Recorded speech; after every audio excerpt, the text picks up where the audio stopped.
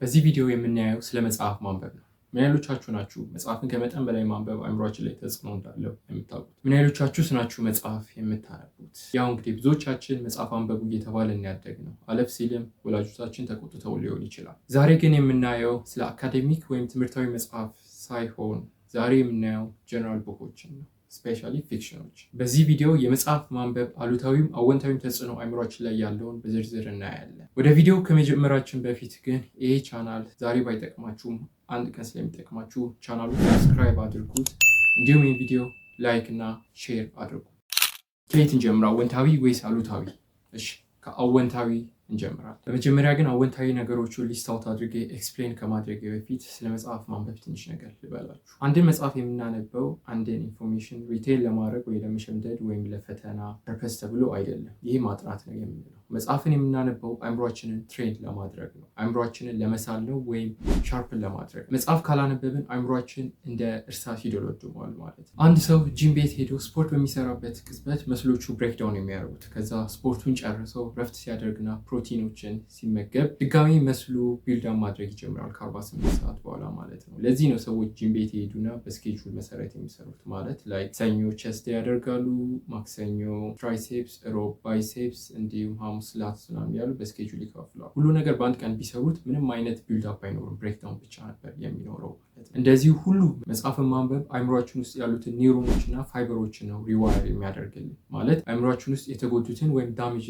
የሆኑትን ኒውሮኖች ሪዋይር ያደርግልናል ማለት ነው። ይሄ ሪዋይሪንግ ኮንሰፕቱ ኒውሮፕላስቲሲቲ ነው የሚባለው። ኒውሮፕላስቲሲቲ ፕሮሰሱ ማለት ቼንጂንግ ኦፍ ቶትስ ወይም ሪፔሪንግ ኦፍ ዳሜጅድ ኮኔክሽንስ ማለት ነው። ማለት መጽሐፍ ማንበብ አይምሯችን ውስጥ የሚሰራው ነገር ቼንጂንግ ኦፍ ቶትስ ነው። ስለዚህ በአጭሩ መጽሐፍ ማንበብ አስተሳሰባችንን ነው የሚቀይርልን ማለት ነው። ይሄ ኒውሮፕላስቲሲቲ ኮንሰፕቱ በጣም ትልቅ ነው፣ ሜዲካልም ባዮሎጂካልም አስፔክት ስላለው። ስለዚህ ለዚህኛው ፓርት እዚህ ላይ ይበቃናል ማለት ነው። ሰዎች ለአመታት ጂም ውስጥ ትሬን ያደርጉና ከባባድ ክብደቶችን ማንሳት ይጀምራሉ። እንደዚህ ሁሉ አይምሯችንን በመጽሐፍ ማንበብ ትሬን ለአመታት ካደረግነው ህይወት እኛ ላይ የሚያሳድረውን ቻሌንጅ በመጽሐፍ ማንበብ ያካበትነው ልብ ቻሌንጅ መልሰን ልናደርገው እንችላለን። ስለዚህ አሁን ወደ አወንታዊ ነገሮች ውስጥ ስንመጣ የመጀመሪያው ኮንሰንትሬሽን ወይም ፎከስ ነው፣ ተመስጦ ማለት ነው። አንዳንድ ሰዎች ተመልከታችሁ ታውቃላችሁ፣ ወይም የሆነን ስራ እየሰሩ ታስክ እየሰሩ ወይ ስልካቸው ሲጮህ ወይም ሜሴጅ ሲገባ ስልካቸው ማየት ይጀምሩና በዛው ስራቸውን ይረሱታል። ልክ ሶሻል ሚዲያም እንደዚሁ። ይህ የኮንሰንትሬሽን ወይም ፎከስ ማጣት ነው የምንለው። ወይም ሌላ ታስካቸው እንዳሰቡት መጠን ሳይድ ሲቀር ስራቸው ይተውታል። እንደዚህ አይነት ነገር ፎከስ ማጣት ነው የምንለው። መጽሐፍ ማንበብ እንደዚህ አይነት ነገሮችን እንድናሻሽል ይረዳናል ማለት ነው። ሁለተኛው ኢንስፓይሬሽን። ሁልጊዜ እንደምለው እኔ ኢንስፓይሬሽን ከሞቲቬሽን በብዙ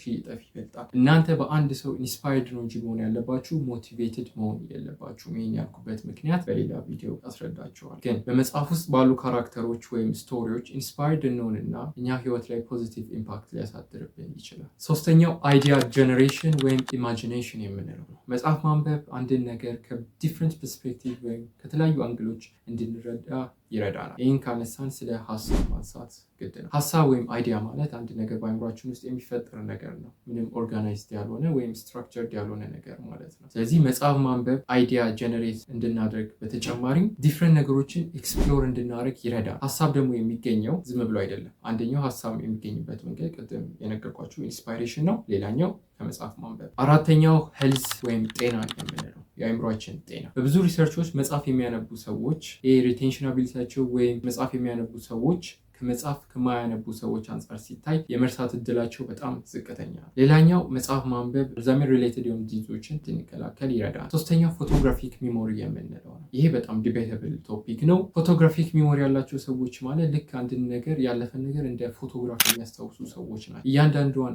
ቅጽበት፣ እያንዳንዷን ጥቃቅን ነገር ምንም ነገር ሳያስቀሩ የሚያስታውሱ ናቸው። እኔ መጀመሪያ እንደዚህ አይነት ሰዎች የሚመስለኝ ሳይንስ ፊክሽን ላይ የምናያቸው ሰዎች ነበር የሚመስለኝ።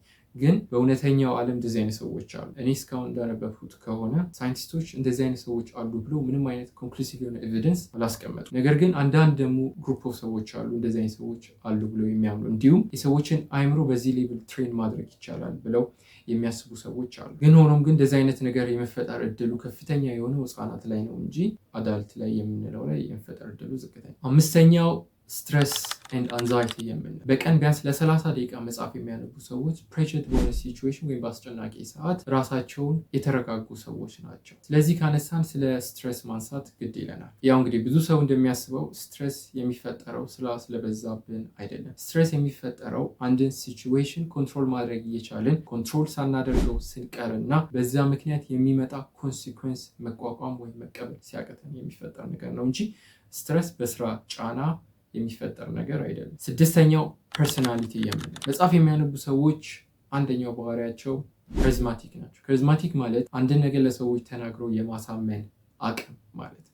እንደዚህ አይነት ፐርሰናሊቲ ዴቨሎፕ ባደረግን ቁጥር ሰዎች ደግሞ ይሰሙናል ማለት። ሰባተኛው መኝታ ወይም ኢምፕሩቪንግ ስሊፕ። ይህ ነገር ብዙዎቻችሁ ሰምታችሁታል እርግጠኛ ነኝ። በምንተኛበት ጊዜ ስልክ የምንጠቀም ሰዎች ካላችሁ እዚህ ላይም ከስልካችን የሚወጣው ሰማያዊ ብርሃን እንዳንተኛ ያደርገናል፣ እንዲሁም ለብዙ ሰዓት ነቅተን እንድንቆይ ያደርገናል። ስለዚህ ስልካችን በምንጠቀምበት ሰዓትና በምንተኛበት ሰዓት ቢያንስ የተወሰነ ያህል የታይም ጋፕ ያስፈልገናል ማለት። ምናልባት ይህንን ቪዲዮ ተኝታችሁ ይሆናል እያያችሁ ያላችሁ፣ ስለዚህ አስተካክሉ። ሌላ ነገር እዚህ መኝታ ላይ ማንሳት የሚገባን ብዙ ጊዜ ህፃናት ተረት ይነበብላቸዋል። ግን ተረት ሲነበብላቸው ህፃናት ምን አይነት ኢሜጅ አእምሯቸው ውስጥ ክሬት እንደሚደረግ አስባችሁ ታውቃላችሁ? ምን አይነት ኢሜጅ እንደሚመስላችሁ ኮሜንት ላይ አስቀምጡልኝ። ትላልቅ ሰዎች ያው እንግዲህ የሚያነብላቸው ሰው የለም። የሚያነብላቸው ሰው ካገኙ አሪፍ ነው፣ ግን ስለማያገኙ ራሳቸው ማንበብ ግድ ይላቸዋል። ስለዚህ 10 ደቂቃም ይሁን 5 ደቂቃ ብቻ ከመተኛታችን በፊት የተወሰነ ደቂቃ መጽሐፍ ካነበብን ጥሩ እንቅልፍ እንድንተኛ ይረዳናል ማለት ነው። ስምንተኛው ቮካቡለሪ የምንለው ያ ቮካቡለሪ አካደሚክ ላይ ይጠቅመናል፣ ለቱዴይ ስናወራም ይጠቅመናል፣ አዳዲስ ቃላቶችን እንድናውቅ እንዲሁም የመጽሐፍ ችሎታችንንም እያዳበርን እንሄዳለን ማለት ነው። አሁን ደግሞ የምናየው አሉታዊ ተጽዕኖች ነው። ብዙዎቻችን የሚጠብቁት እርግጠኛ ነኝ ይህንን ነው። መጽሐፍን ከመጠን በላይ ማንበብ አእምሯችን ላይ ያለው አሉታዊ ተጽዕኖ እናያለን። የመጀመሪያው ዲስቶርትድ ሴንስ ኦፍ ሪያሊቲ የምንለው ይሄ ብዙ ጊዜ የሚፈጠረው ፊክሽኖችን ስናነብ ነው። ብዙ አይነት ፊክሽኖች አሉ። ላይክ ፋንታሲ አለ፣ ሳይንስ ፊክሽን አለ፣ ኖቨል አለ። በጣም ብዙ አይነት ፊክሽኖች አሉ። በአጭሩ ይሄ ማለት ከሪያሊቲ መውጣት ማለት። ብዙ ጊዜ አጋጥሟቸው ሊሆን ይችላል። ፊልም የሚያዩ ሰዎች፣ ጌም የሚጫወቱ ሰዎች፣ ስፔሻሊ እነዚህ ዋርፌር ጌሞች እንደ ኮል ኦፍ ዲዩቲ እና የመሳሰሉ ጌሞችን ከሪያሊቲ የሚያስወጡ ጌሞች፣ ፊልሞችን የሚያዩ ሰዎች፣ ቲቪ ሲሪስ የሚያዩ ሰዎች በጣም ወደውት ካዩት በኋላ እና ፊልሙን ከጨረሱት በኋላ በፊልም ውስጥ ወይም በቲቪ ሲሪስ ውስጥ ባለው ካራክተር ኢንፍሉዌንስድ የሆኑና የዛን ካራክተር አባባል ወይም አክሽን ወይም ያ ካራክተር ሲያሳይ የነበረውን ነገር ይደግሙታል። ይህን ነገር የሚደግሙት ኮንሽስሊም ወይም አንኮንሽስሊም ሊሆን ይችላል። ልክ እንደዚህ ሁሉ መጽሐፍም አንብበን ከጨረስን በኋላ መጽሐፍ ውስጥ ያሉትን ካራክተሮች እኛን ኢንፍሉዌንስ አድርገው ሪያሊቲ ላይ ልንደግመው እንችላለን ማለት ነው። ብዙ ጊዜ እንደዚህ ነገር የሚፈጠረው ብዙ ሰዎችም የተፈጠረባቸው ሃሪ ፖተር መጽሐፍን ካነበቡ በኋላ ነው። ሃሪ ፖተር ያው በጣም ታዋቂ መጽሐፍ ነው። ፋንታሲ ኖቭል ነው። ሲሪየስ መጽሐፍ ነው። በጣም ተከታታይነት ያለው መጽሐፍ ነው ማለት ነው። ሁለተኛው ኢሪታቢሊቲ ወይም መናደድ የምንል ለአንዳንድ ሰዎች መጽሐፍን ማንበብ ልክ እንደ ቲቪ ሲሪስ አንዳንድ ሰዎች አጋጥሟቸው ሊሆን ይችላል። አንድ ቲቪ ሲሪስ ይጀምሩና ያ ቲቪ ሲሪስ ጀምሮ እስኪያልቅ ድረስ ማቋረጥ ወይም መነሳት የሚወዱ ቀንም ሌሊት ሙሉ ተጥደውበት የሚውሉ ሰዎች አሉ። ልክ እንደዚህ ሁሉ መጽሐፍ ላይም ከመጠን በላይ ማሳለፍ ከአጠገባችን ካሉ ሰዎች ጋር ብስጭት ሊፈጥር ይችላል። ይሄ ደግሞ ፍራስትሬሽን ሊሆን ይችላል። ከዛ አግሬሲቭ ልንሆን እንችላለን። ከዛ ደግሞ ከሰዎች ጋር ያለን ሶሻል ኢንተራክሽን እየቀነሰ ይመጣል ማለት ነው። ኢሪታቢሊቲ ደግሞ አግሬሲቭ በመሆን ብቻ የሚያበቃ ነገር አይደለም። በምናሳየው አክሽንም ሊቀጥል ይችላል። ለምሳሌ ከሰዎች ጋር ኢንተራክት ማድረግ ካልፈለገን ሰንግላስ አድርገን ልንቀመጥ እንችላለን። ሄድፎን አድርገን ከዛ ሁዲ አድርገን ምናምን ዲስትራክትድ ላለመሆን ልንቀመጥ እንችላለን። ይህ ደግሞ ከአጠገባችን ካሉ ሰዎች ጋር መናደድ ሊፈጥር ይችላል ማለት። ሶስተኛው ፊዚካል ፔን የምንለው አንደኛ ስናነብ በምንቀመጥበት ፖዚሽን የሚፈጠር ችግር ሊሆን ይችላል። ሁለተኛው በጣም አሁን ዘመን እየተለመደ ያለው ብዙ ሰው መጽሐፍ መግዛት አውቅቧል። ኤቭሪቲንግ ዲጂታል እየሆነ እየመጣ ነው። ዲጂታል ነገሮች ላይ ደግሞ ጊዜ ባሳለፍን ቁጥር ይሄ አይ ስትሬን የምንለው ነገር እየተፈጠረ ይመጣል ማለት ነው። ያው ይሄ ከስክሪን ላይ የሚወጣውን ጨረር ይቀንሳል የሚባሉ ማቴሪያሎች አሉ፣ ግን ብዙም ኢፌክቲቭ አይሆኑም። ስለዚህ ያው ለማጠቃለል ያክል በአንድ ቀን ብዙ መጽሐፍ ወይም ብዙ ፔጅ ያለው መጽሐፍ ማንበብ አይደለም ትልቁ ጎል። መጽሐፍን ማንበብ ያለባችሁ ልክ እንደ ጂም ወርክአውት ሩቲን ነው።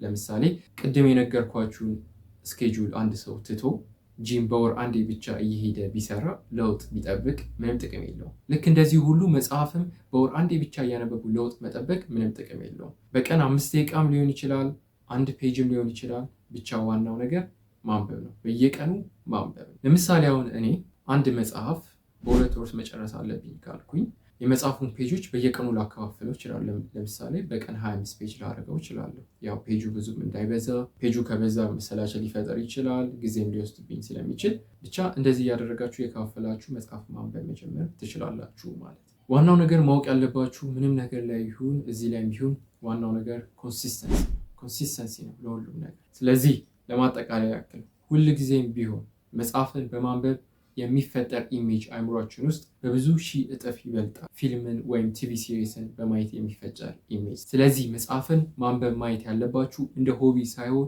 እንደ ምግብ፣ በየቀኑ እንደምትበሉት ምግብ ሁሉ መጽሐፍን በየቀኑ ማንበብ አለባችሁ ማለት ነው። በዚህ ቪዲዮ ብዙ ነገር እንደተማራችሁ ተስፋ አደርጋለሁ። መጽሐፍ እያነበባችሁ ያላችሁ ሰዎች በዚሁ እንደምትቀጥሉ፣ መጽሐፍ ደግሞ እያነበባችሁ ያልነበራችሁ ሰዎች ከዛሬ ሁሉ መጽሐፍ ማንበብ እንደሚጀምሩ ተስፋ አድርጋለሁ። ዋናው ነገር ብዙ ፔጅ ማንበብ ወይም ብዙ መጽሐፍ ማንበብ አይደለም። በቀን አንድም ፔጅ ሊሆን ይችላል፣ 5 ደቂቃ ሊሆን ይችላል፣ ፓራግራፍም አንድም ሴንቴንስ ሊሆን ይችላል። ዋናው ነገር ፕሮግረስ እና ኮንሲስተንሲ ነው። ይህን ቻናሌን ሰብስክራይብ ማድረግ አትርሱ። ይህን ቪዲዮ ላይክ አድርጉ። እንዲሁም ይጠቅማቸዋል ብላችሁ ለምታስቡ ሰዎች ሁሉ ይህን ቪዲዮ ሼር አድርጉላቸው። እስከ መጨረሻው ድረስ ይህን ቪዲዮ ስለተከታተላችሁ አመሰግናለሁ። በሌላ ቪዲዮ እስከምንገናኝ ድረስ ቻው።